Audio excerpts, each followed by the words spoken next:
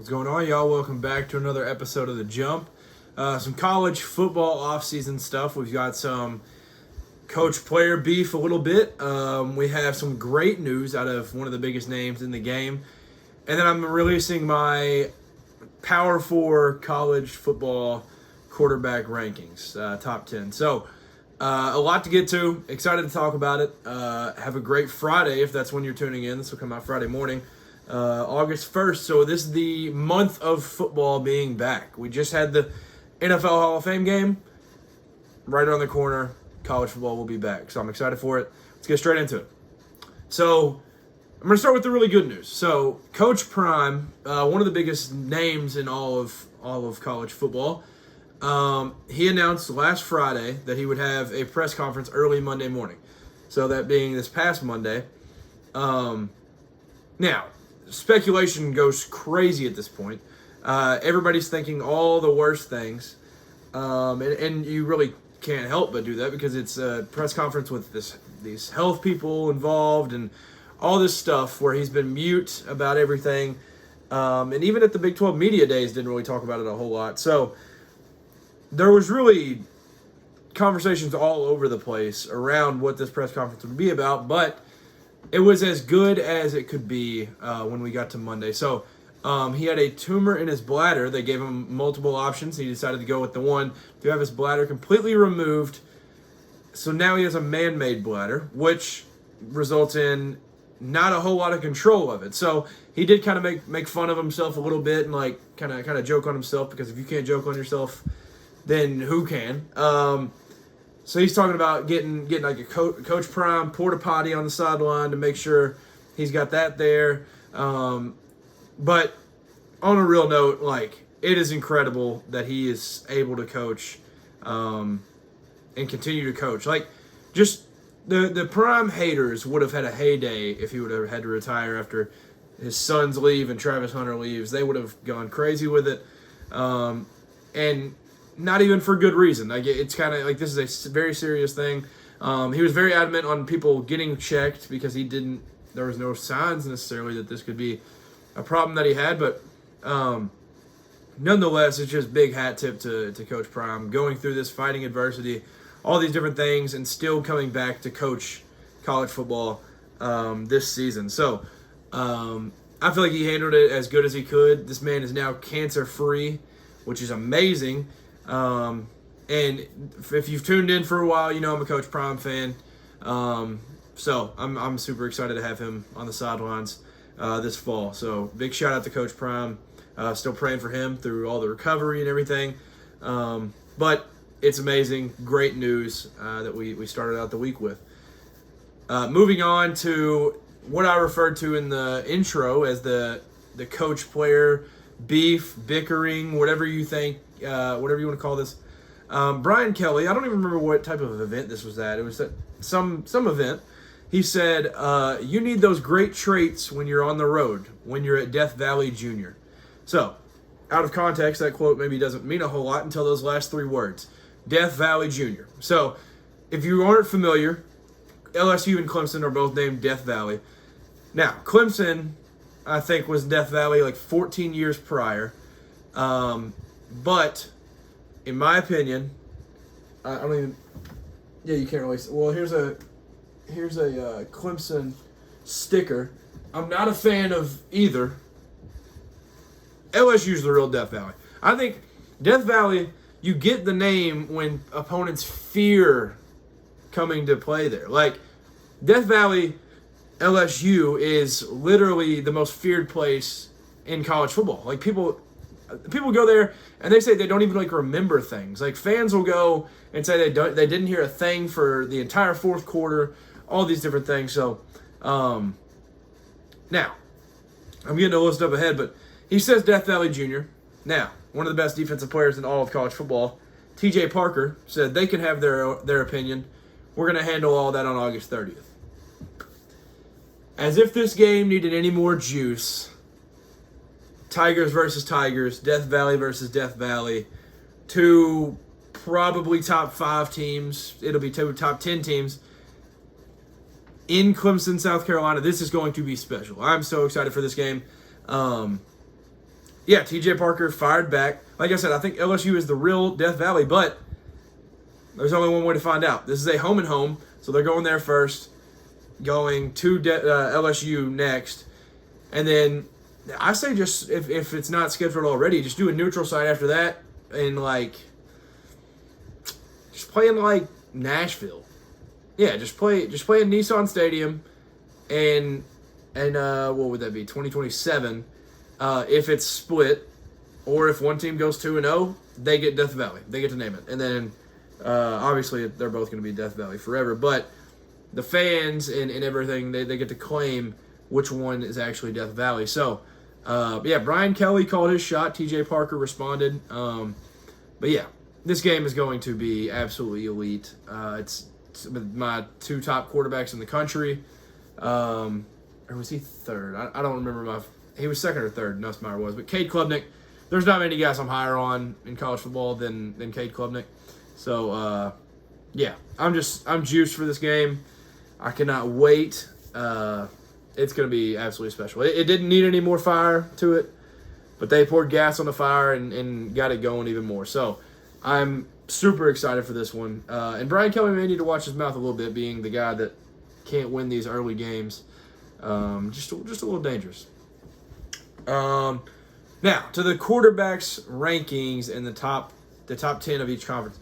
So, I'm not going to sit here and bore you all, especially podcast listeners, just hearing a guy just say names isn't the most fun. So, I'm really only going to break down the guys that I need to on why they are where they are. So, not going to discuss every single one of them, but we'll start Big Ten. At 10, I have Bryce Underwood. I know he's a freshman, but I think the talent is hard to miss. Yeah, he's going to be special. Nico Yamaleava, I know he had good numbers last year. Also had good weapons around him and a run game that was able to distract guys from how bad his passing game was when he could just fall back on that.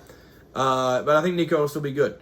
Jaden Mayava, this is a Caleb Williams type. Not saying he's even remotely close to Caleb Williams, but the way he plays, it's going to be fun. Very fun for Lincoln Riley. Dylan Raiola, I have him 7, a lot lower than most. I just need to see it. And I put him at 7 because he could have the biggest jump among any player in all of college football, in my opinion, because of what he has around him. He has a special group around him. He has good coaching with Coach Rule. They've got to win this year, and they've got to win a lot because of Dylan Raiola, I think, for him to jump up and be even higher. Number 6, Damon Williams, Washington, just freak of nature. Freshman last year, going into his sophomore year, I'm high on him. Trying to see what he can do. 5th, this isn't even the guy named the starter yet, but Julian Sayin. I'm going to assume he's the starter just off of reports that we've heard. But Julian Sayin, it's really just Ohio State quarterback is what I have at that spot. But I just think with having Jeremiah Smith and Carnell Tate and just that receiver room is just unreal. So Ohio State quarterback 5, Julian Sayin though. Dante Moore at 4, Tez Johnson. He said he's going to be in the Heisman race this year. I'm not fully buying into what Tez says, but he did practice with the man, so he probably knows a little bit more than a lot. Dante Moore at 4. I am excited to see him play, but I couldn't put him too high. Fernando Mendoza played on a bad Cal team last year, won a lot of games for them. I think they went 6-6 last year, but I think he's just going to be special for Indiana. I just think he's better than Curtis Rourke was heading into Indiana. And I think that's going to be a very key part of their team. He's returning the leading receiver. Has a great backfield behind him. I think he's going to be special for the Hoosiers this year. And then really the top 2 that I think are far and away the clear 2 in the conference. Luke Altmaier, the Ole Miss transfer that's been there a couple years now, returning dang near every player on the team, which is going to help because I'm big on continuity. But also just he's a great quarterback overall. He's just fun. So Luke Altmaier too. And then Drew Allar, a top 3 quarterback in college football in my opinion. Has Kotelnicki. He's going to be the play caller again. And last year he did really well with it. Obviously losing Tyler Warren is big. But having the backfield that he has with the best 1-2 punch in the country. And then what they were able to bring in with Hudson, Ross? I think it's Ross. And then Pena. Like those, that receiver room is by far the best they've had, and it's not even close. They have like 3 true ones instead of like, whenever I wrote the article about this, I think I said they have a top 5 receiver room at this point probably, and it probably wasn't even top 50 last year. So I'm excited to see what he can do with those receivers. I may need to speed this up a little bit.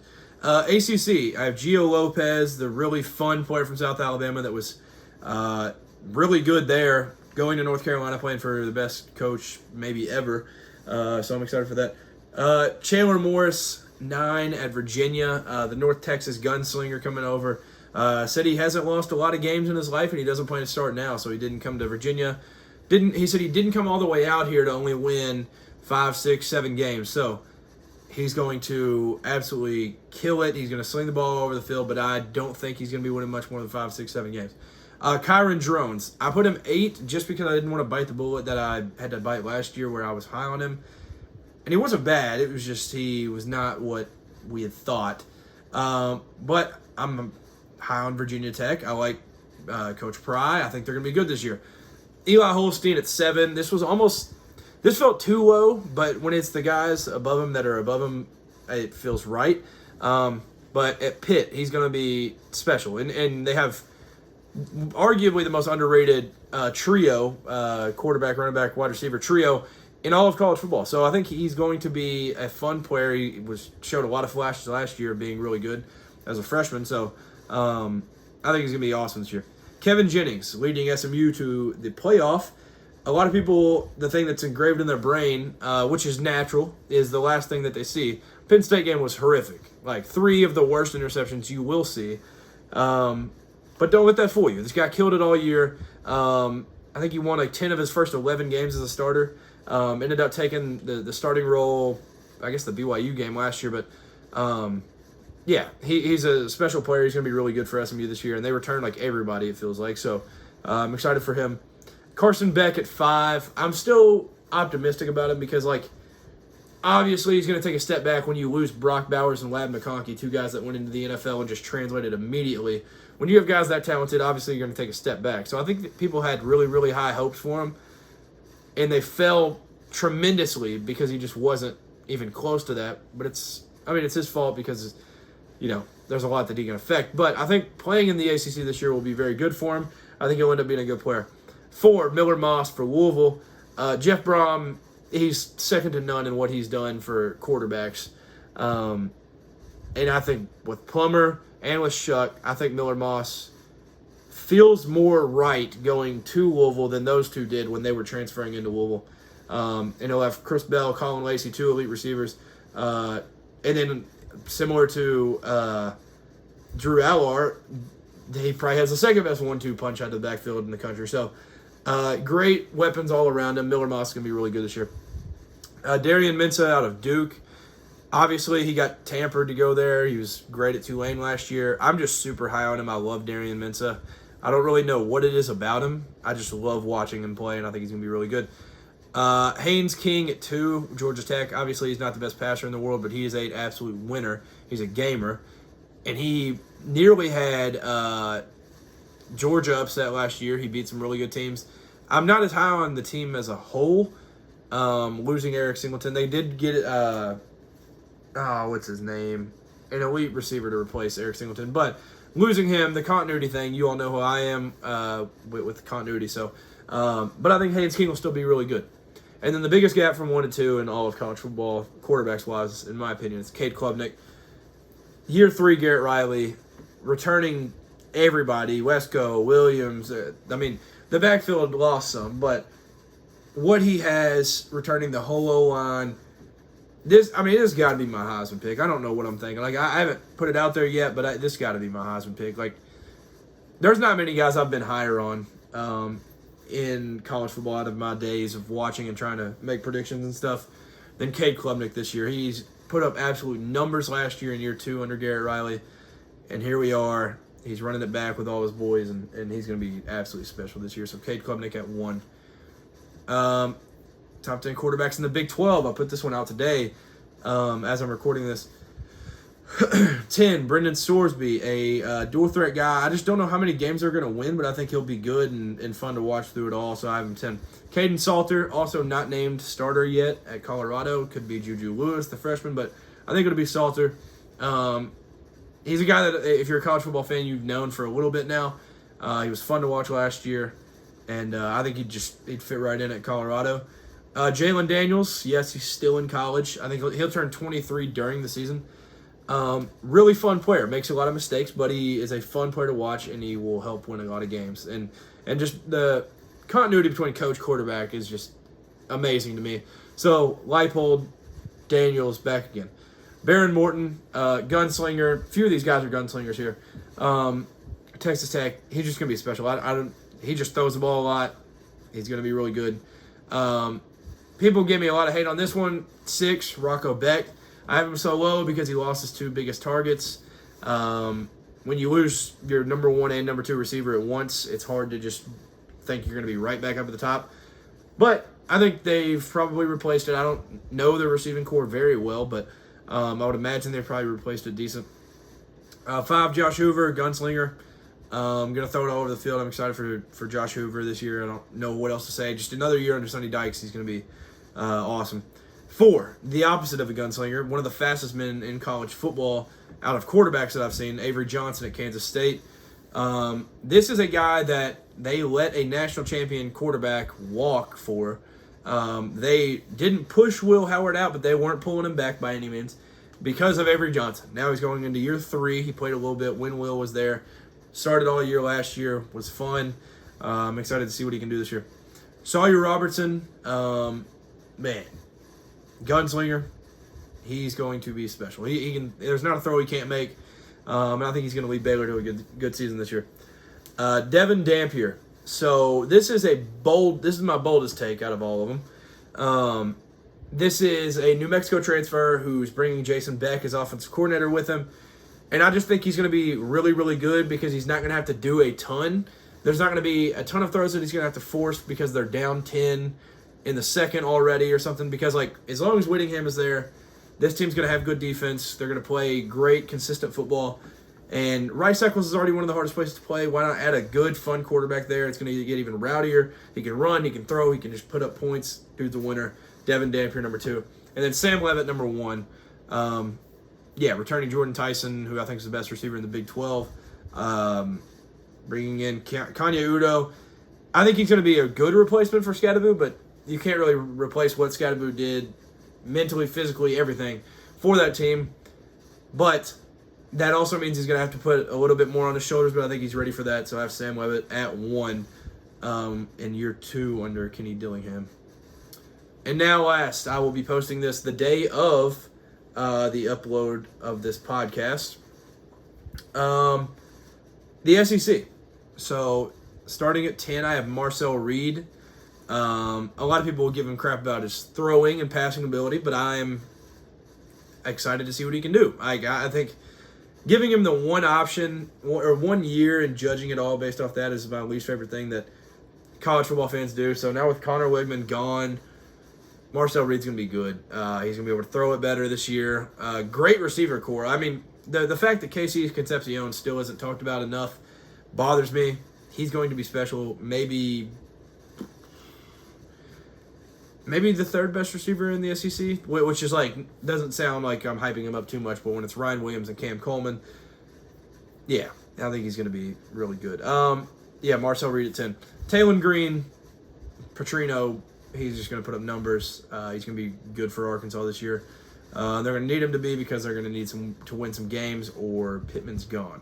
8, Diego Pavia. I don't have him super high, even though to him he should be the Heisman favorite and national champion. But I am a fan of him. I would say he'll be fun to watch. He'll put up numbers. He'll do a whole lot for Vanderbilt, and it's enough to get him up to 8. But I can't put him above the guys that are ahead of him. 7, Gunnar Stockton, his first year starting. This one was kind of just a shoo-in of the Georgia quarterback because as long as Bobo is there, we kind of know what we're going to get out of these quarterbacks. But I think he can be much better in that system than Carson Beck.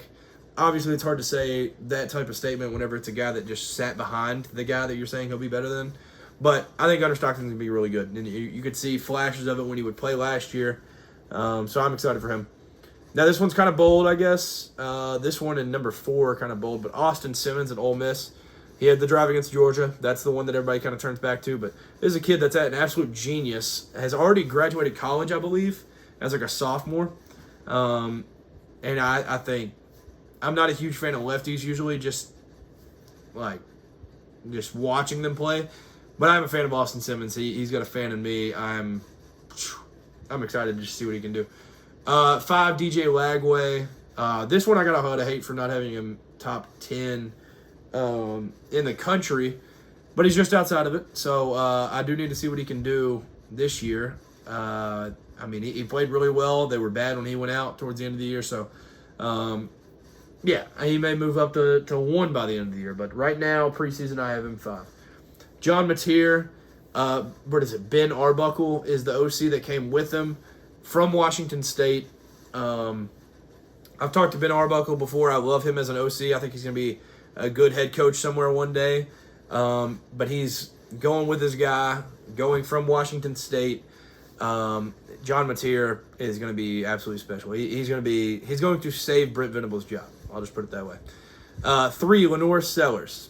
Now, this is the bold one because 3-2 is like, it drives South Carolina fans especially crazy, but fans in general. Lenore Sellers, he just can't throw as good as I would like to see a quarterback throw. Now, he can prove me wrong this year for sure. He's one of the best runners, one of the best football players in all of the country, but he's got to be able to throw better to be able to rank higher in quarterback play. Arch Manning, he obviously has not played a ton and hasn't even played a team above 500, but, I mean, it's a Manning with wheels. It's cliche, but, like, there's no way he doesn't end up being good. Like, Quinn was a very good college quarterback. It's crazy that people act like, well, he wasn't good enough to start over Quinn. Quinn was a very good quarterback that had been there for a couple of years. Arch Manning's time to shine is now, and I think he's going to be special. I'm fired up for Arch Manning. And then number 1, Garrett Nussmeier. The only team that has a receiver room that can compete with Ohio State's, in my opinion. The transfers they got and what they bring back with Aaron Anderson. I mean, they bring back a lot offensively. Obviously, they have to replace a couple spots on the O-line, but Garrett Nussmeier, insane receiving core. Excited for him this year as well, and I can see him make a push for Heisman. But that will do it for the quarterback rankings. Oh, okay. Yep. So I had, what was I looking for earlier? I had Arch Manning 5th in the country. And, Drew Allar 3, Garrett Nussmeier 2, Cade Klubnik 1. That was the list. So, I guess that'll do it for this episode. Go check out the TikTok. I've been posting quite a bit on there. The new ESPN college football song came out. So go comment. Let me know what you think of that. I made an edit of Arch Manning today, or I posted it today. So go check that out. See if you like that. Other than that, I've been posting all of this content on there, my top 10 lists and everything. Some good comments, some hateful comments, but nonetheless, there's been some engagement overall. So go check that out. It would be greatly appreciated. But I guess that'll do it. So there's been the media days. They've all passed. College football is right here. As the date of this coming out, so it would be 22 days, we will have college football. Who's got it better than us, man? Thank you for tuning in. Peace.